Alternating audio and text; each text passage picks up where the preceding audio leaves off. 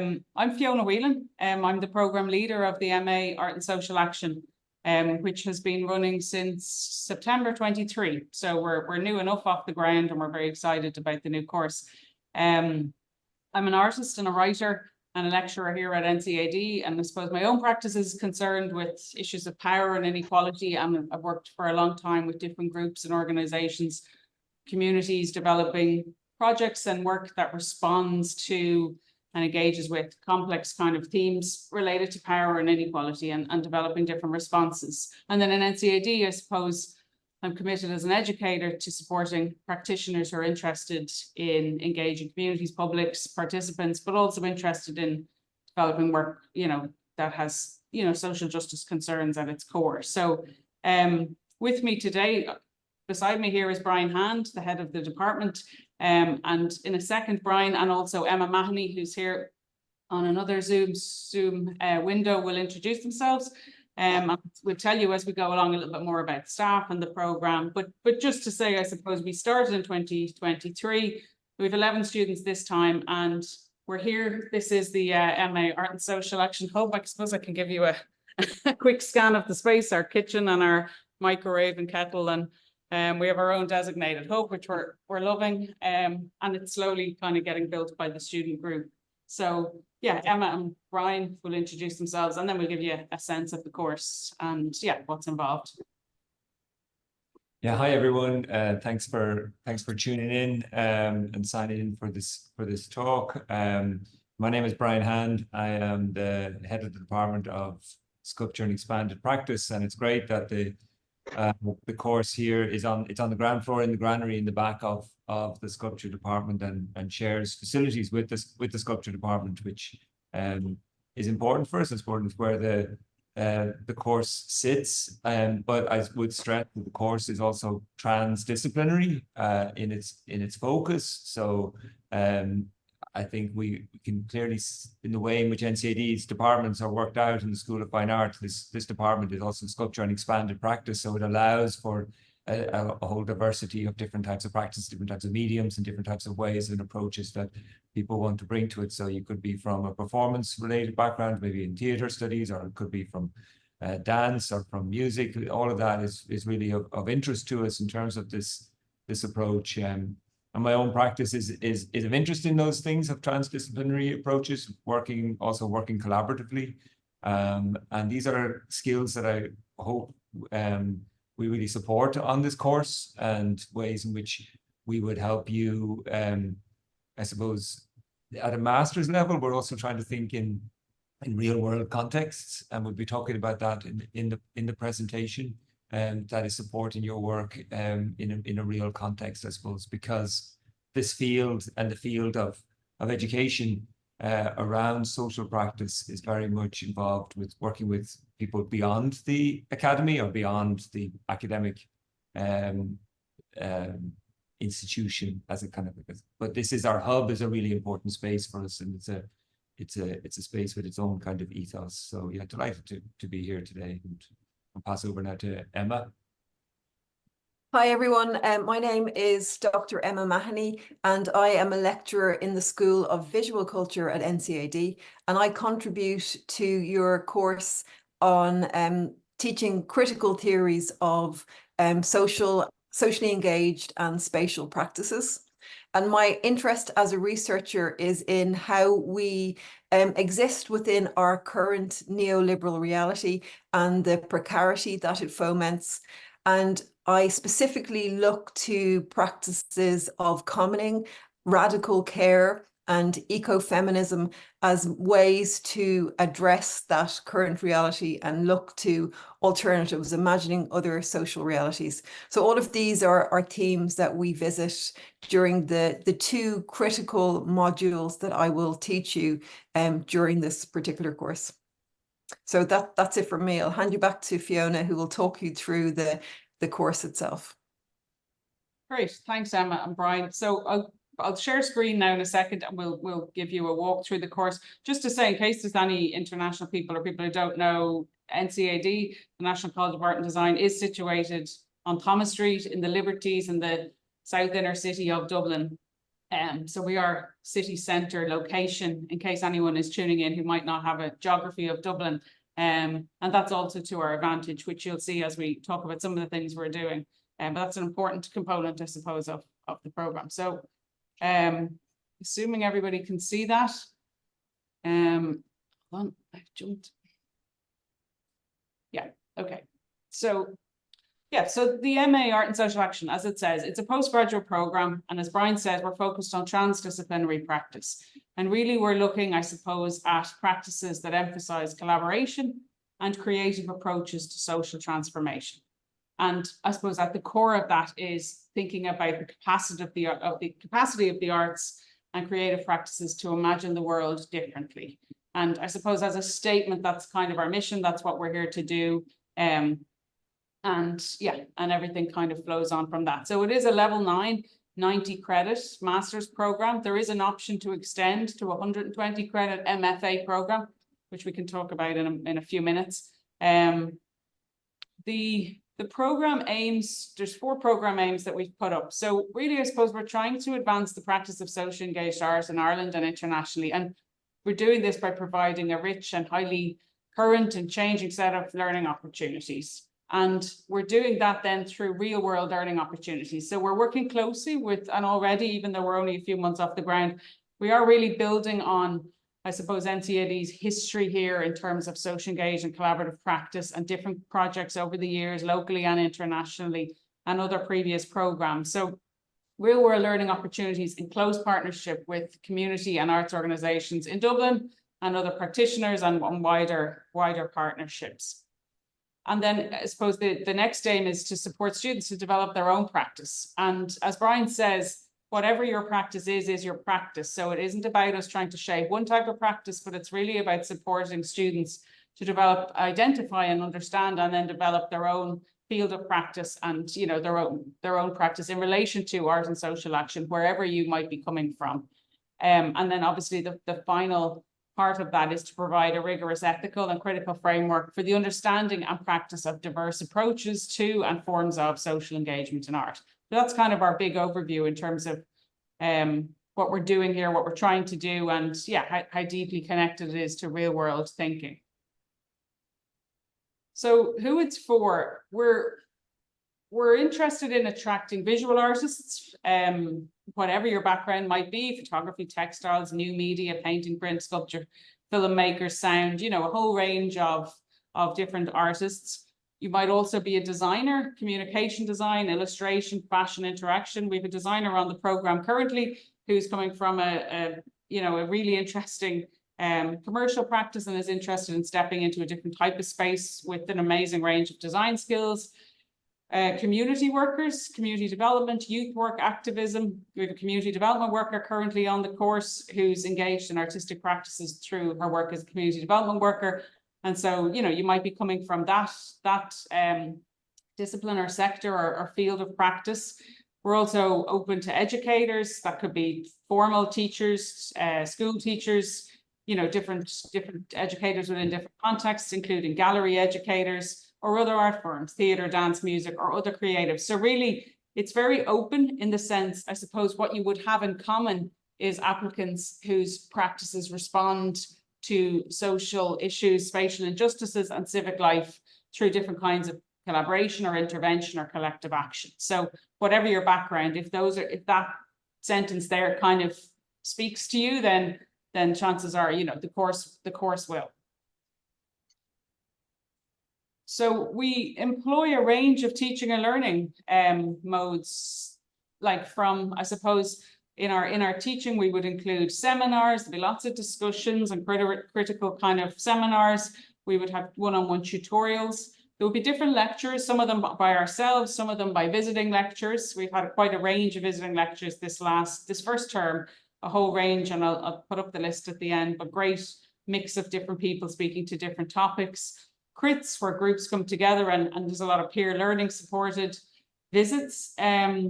Already we're going to the National Archives tomorrow, Emma next week. We've been in Create. There's a trip to a bee sanctuary in a few weeks. There's a range of different contexts that support the learning that we would develop through trips. And then different writing practice, engagement workshops. And we, as Brian says, we have lots of technical facilities here that, you know, people can be trained into using different equipment and depending on what your practice is. But probably at the root of all of it is learning by means of practice. So a lot of the assignments are based on the student going and responding to a brief and developing work, you know, supported by the program, but learning through their own practice, whatever that might be. So, oh, I skipped a slide. So the way I'll talk in a moment about the different, whether you're part-time or full-time, there are different routes through the course and different kind of structures to that. But if you were doing it full-time, is it worth going? You think it's worth going through all these slides? Should we do this? Yeah. So, okay. So on successful completion, if you were to do it full-time, and I say that just because it will be recorded. So these are the kind of slides you can look back and then, and I suppose look at in detail, but just to give you a gist, trimester 1, you would be really like identifying and selecting suitable context for socially engaged practice by means of research.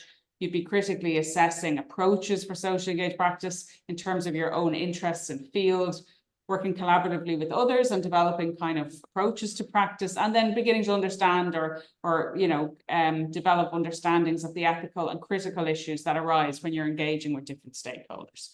Then as you move through to trimester 2, you'd be conducting rigorous research into different social and spatial settings, undertaking different forms of engagement and communication with respect to the needs of different groups, whoever that might be, or in response to different stakeholders, designing and scoping a live project. Current full-time students are doing that at the moment. They're working with different partners or publics, engaging in real projects, and then planning an ambitious major project. So by the end of trimester 2, you would be planning what that major project might be.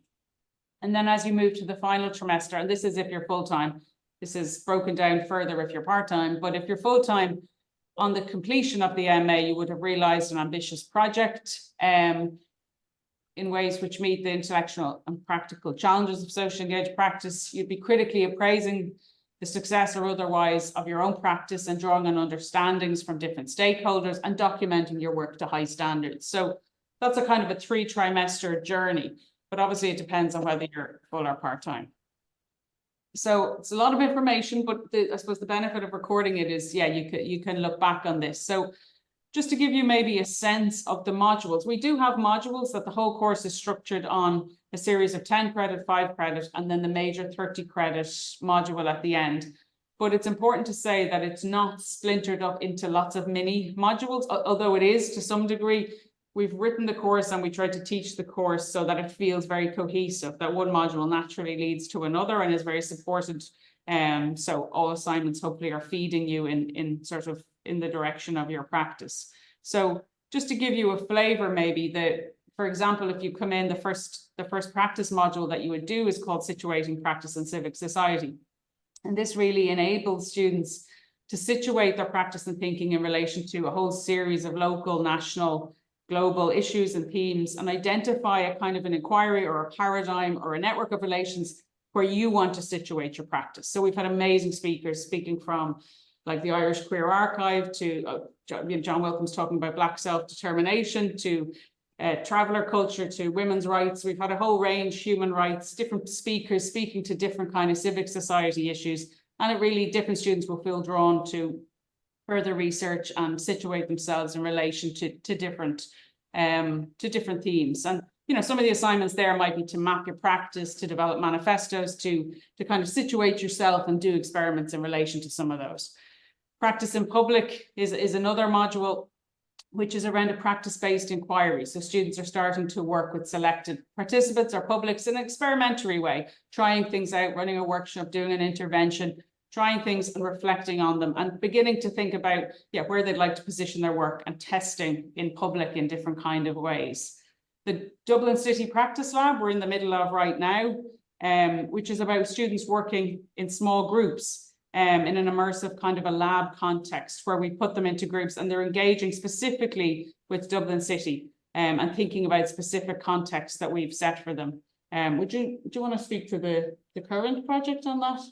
Yeah, I suppose, I mean, the modules are guided by the learning outcomes, but we also try to frame them around maybe contexts that are emerging. And one of the contexts that emerged for us last year was the offer to come and look at a collection which we were calling the SICTA archive. So SICTA is the South Inner City Community Development Association, and at the moment it's changing and renaming itself and becoming a bigger organization called the Liberties Project. But it's a history in this area going back to the early 80s, so over 40 years of work in the community development area, and obviously very changing city in those 40 years. So it fits this idea for the Dublin City Practice Lab, and it fits this idea of how artists can engage with such an interesting collection, because it's not just the documents and the minutes of meetings, it's also photography, video, slides, and audio cassettes and stuff. So it's a very interesting collection.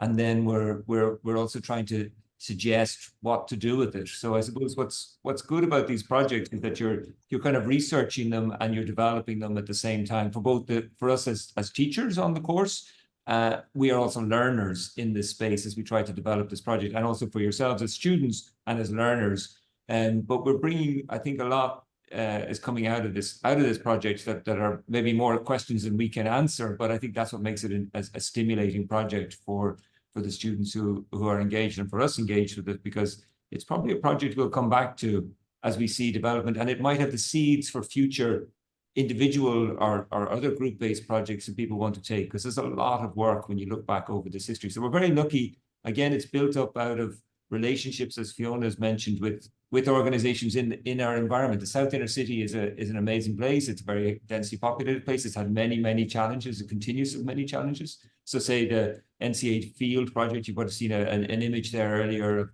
of working out in this derelict space, that we have an ecological learning space. That's a really important space. I think going back to some of the themes that Emma said about ecofeminism. So we're responsive to trying to do different projects with their environment and with the immediate environment. It's a very rich environment, it's a very rich learning environment.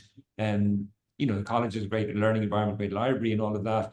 But this is has great archive with NIVAL, but this is kind of just on our doorstep. It's literally 100 yards away from the college is where this collection sits, and it's where we've been working. And today we had a visitor from Istanbul, an artist who's working with archives and really interesting practice around archives. So she came as a kind of a critical responder to the work that students would make, and that was really interesting because she brings a lot of links to other projects that are happening in Central Europe, and yeah, so that's maybe an example of a current project.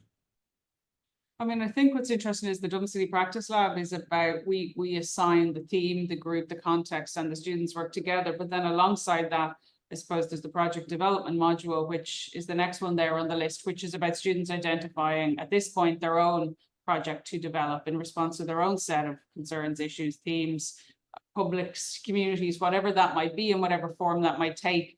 And so at the moment there's students working with migrant women's group. There's another student exploring play spaces with children. So really it's quite a rich mix of different concerns that people have, and so quite a rigorous space of discussion and development in terms of practice. So that project development module includes kind of research, but also studio time and also engagement and reflection and critical supports. And then all of that ultimately, including the next slide, which Emma will take over in a second, but all those modules are leading towards a major master project where students would identify and put in a proposal for a specific self-directed project. So the whole final trimester, the sort of taught element of the program stops, and it's supported with crits and tutorials, but really every student then at that point is on their own self-directed project, whatever that might be, that we're supporting through a different kind of type of teaching at that point. So they're the practice modules, and then they're all 10 credits and then into 30 credits, but then they're supported by these other smaller, really important modules. The research methods module this year was taught by Vagabond Reviews, Alva Murphy and Kieran Smith, Dr. Alva Murphy, Dr. Kieran Smith, who you'll see a slide of earlier. And they were an interdisciplinary research platform that bring together socially engaged art and research by developing collaborative and creative models of knowledge production. So we're really excited that for the first iteration of Art and Social Action, for thinking about research in this context, that we had Alva and Kieran.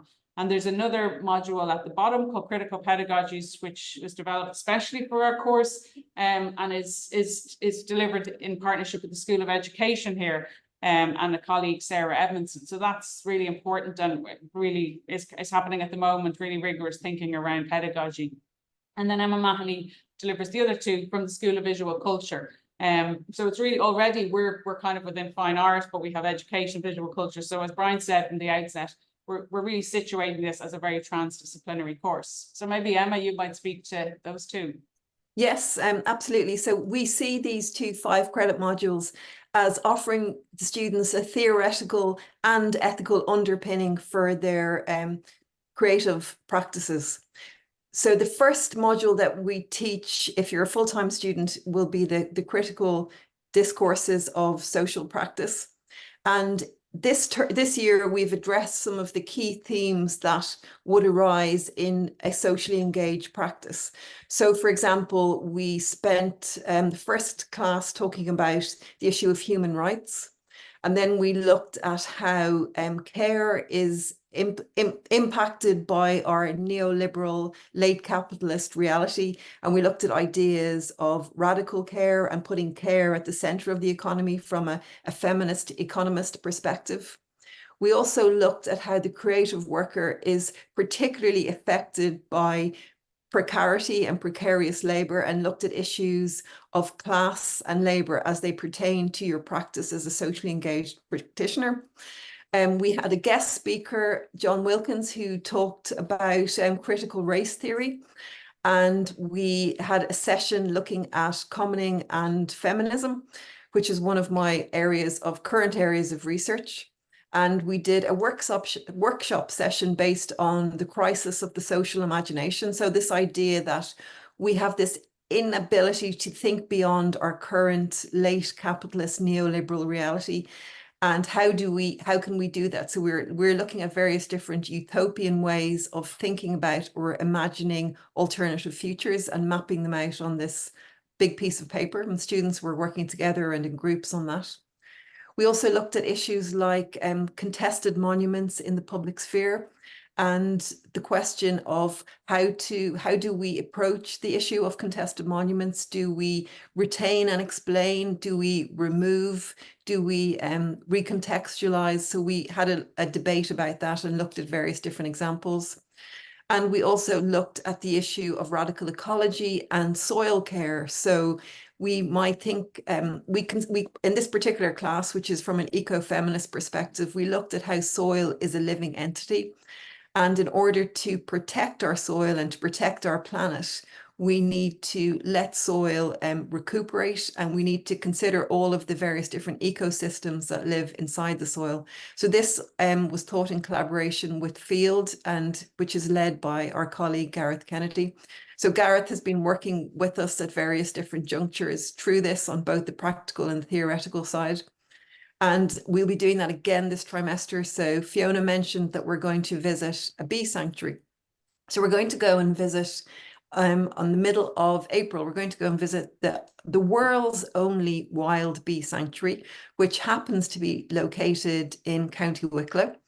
And we will be learning about this habitat. And at the same time, we're also going to go and visit a Kunstverein, which is a German model of a critical museum space, which is based in Ockram. So the two are quite close together. Fiona mentioned that we have visiting speakers, and Fiona and I are currently engaged in this EU-funded research project called Spatial Practices in Art and Architecture for Empathetic Exchange. Some of the images that we're looking at here, including the one here, is part of some events that we did around that. And because of that, we have all of these speakers who are been coming to NCAD or coming to other partners in Dublin and have been plugging into the course. So we have been delighted to have speakers from a few weeks ago, we had Benedetta Bronzini from Florence in Italy, and she had been talking about socially engaged theatre practice. And that was a great experience. We had Lua Vollard from Stroom Den Haag last trimester who'd been talking about human rights. And next week, we have a visitor from Utrecht called Asia Komarova, who operates with a group called The Outsiders, and she is a radical food ecologist. And the students and I and her will be brewing soup as we do our class next week, so a communal soup. So we also kind of move between the theory of practice and the theory of theory in this particular module. And this trimester, we're focused on spatial politics, or sorry, on the critical discourses of social practice. So we've been looking at the history of social practice, socially engaged practice from the 1960s to date. We've been trying to apply that to other fields. So we've been looking at it in relation to theatre in the case of Benedetta's class, and we'll be looking at it in relation to education. We spent the last 2 weeks looking specifically at activism. So some of the examples we're considering were Ukrainian artists who were creating anti-tank hedgehogs, not necessarily as artworks, but putting their artistic skills to the war efforts. And we were looking at the activists, the ecological activists who have been throwing tins of soup at world famous paintings. So we had, for example, the can of tomato soup being thrown at Van Gogh's sunflowers in the National Gallery last year. And a few weeks ago, we had a can of was it mushroom soup that was thrown at the Mona Lisa? So we've been discussing those kind of various approaches that have been instrumentalizing or using iconoclasm of art. And then today we were looking at critical collectives who have been creating and staging works of art, design, musical theatre and theatre inside museums and galleries that have relationships with corporations like big oil corporations, pharma companies like Purdue Pharma, who have been embroiled in the OxyContin opioid crisis in the US, and how these art activist groups have been using art and staging performances within these cultural institutions, kind of these parasitic performances, and how they, over the course of the last 10 years, have encouraged quite a lot of successes in the museum sector, where museums have ended their relationships with these big oil, big pharma companies. So those kind of ideas of examining how art activism moves through, or it changes, and its engagement with activism. And we also had a seminar back in December where we had a lot of art activist groups, like the previous slide that you had there, the Laboratory for Insurrectionary Imagination, doing a workshop with the students November, December. So that's my kind of overview of those particular courses. I will hand you back now to Fiona. Great, thanks, Emma.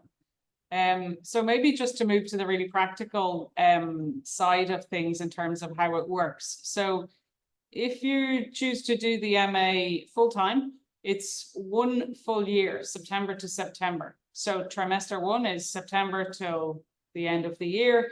Trimester 2 is January into May, and then May to September is trimester 3, where you do your major project.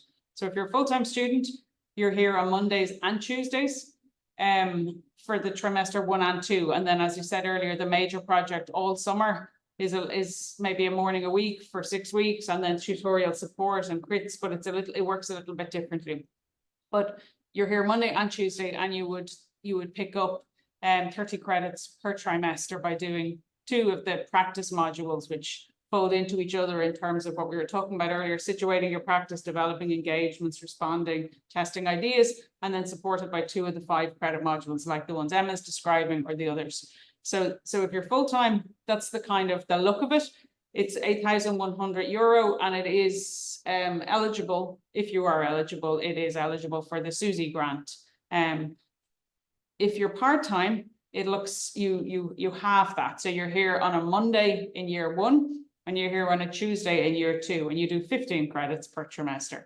So if you look at the block on the left, for trimester 1, you would be here just on a Monday, and you would do your 10 credit and your 5 credit on a Monday, and then you come back after the Christmas winter break, and you would do the spring trimester again. You pick up 15 credits. Then you've nothing in the summer, and then you come back in the autumn and do the same again, and then you finally end up like a full-time student with the summer or summer and autumn combo to do your final 30 credit master project. So it's much slower. It takes 2 years instead of 1. It's 4,500 a year for 2 years. there was a grant available this year called SkillNet, which the program qualified for. We've just yet to hear if it's available again for next year, but that certainly was, it was, if you were eligible, you know, the program was eligible for this grant.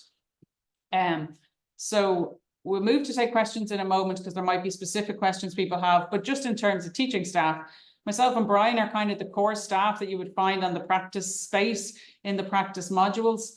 Our colleagues here in the department, Michelle Brown and Gareth Kennedy, both also teach on the course and are across the practice modules of the program.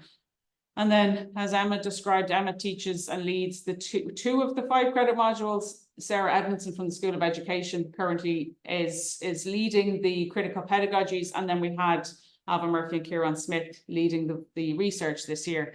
And then there's a whole list of visitors we had this year, but I suppose the commitment to having visiting lecturers and diverse voices and different people coming and speaking and engaging and workshopping is really important to the course. And so we would continue to have a whole range of people coming along. And as Emma referenced, our colleague Tom O'Dea hosted a conference here in NCAD called Counter Infrastructures, which looked at counter archives, counter institutions, and counter curriculum, and there was a great range of visitors came through that, as has come through SpaceX. So it's diverse and rich context with lots of people that we're trying to expose students to. So I suppose recently, just because we're in our first run of it, we've been checking in with students, and it's been really interesting to hear actually the different things that people have found helpful and useful from the supportive environment that we're trying to create. We're trying to build this hub to be a special kind of a space. We've put in a kitchen area. The students have access to it day and evening, and, you know, trying to nurture it as a space that can be shared and used in particular kind of ways. And somebody's described it as a special kind of a space. Peer support has been quite an important part of it. And so we're hoping, that the diversity of speakers, the tutorials, the program itself, and the space is all kind of forming a hub that is generative in the world in terms of things that need to be dealt with and the different kinds of creative practice that can be part of that. Really practically, and you may know these kinds of practical things already, but applicants are expected to have a degree, a BA approved bachelor degree at a minimum of a 2-2, but if you don't, there is a process of prior work or learning experience that can be assessed and qualified through a particular particular process. If you're currently in a degree and you don't yet have your qualification, you can apply, and if everything else gets you a conditional offer, then when you do finally get your degree result, if that's of the right level, then you can be offered the full offer. So our colleagues in admissions and postgraduate admissions will answer and can answer any questions in relation to any of the kind of practical grants, fees, admission and requirements, what's needed. And finally, in order to apply, I suppose what we've asked for is a statement of interest. So that could be a written statement, or if you prefer to present a kind of a 2-minute video or audio, really framing your reasons for coming on the program, because actually they're quite different for different people. So we're really interested to know why you think this program is for you, why you want to do it, what is it that motivates you. That's really helpful. A CV that communicates your work, your different types of work, what you might be up to, and gives us a real sense of you. And then a portfolio or evidence of previous work. So that will really depend on what your experience is. If you're a community development worker who's been, involved in activism with creative methods, you'll have a collection of material speaking to that. If you're a designer, or an artist who has a different type of practice, collaborative practice or response in different ways, you'll have a different set of documentation. You could, if you wanted, you could develop a little video, a case study, or different forms of documentation to communicate your practice. So whatever you think best communicates your practice, that becomes your portfolio. And then the college requires certified transcripts of your previous programs and 2 references. So once all that is uploaded, then you have applied. And the application date is the 29th of March. So there's a month from this week to get your applications in. And then finally, myself and Brian and Emma's emails are here. So please do just email us. Absolutely, we're happy to answer questions, specific questions. If your questions relate to things like fees, application process, grants, our colleagues at Postgraduate at ncad.ie are best equipped to answer those. And then we have set up an Instagram page which at the moment we're just trying to generate and share some information and experiences from the program, but hopefully in time we'll build to do a whole set of different things. But yeah, you can follow it, join it, you know, keep an eye there for other things as well. So I'll maybe stop. I think that's it.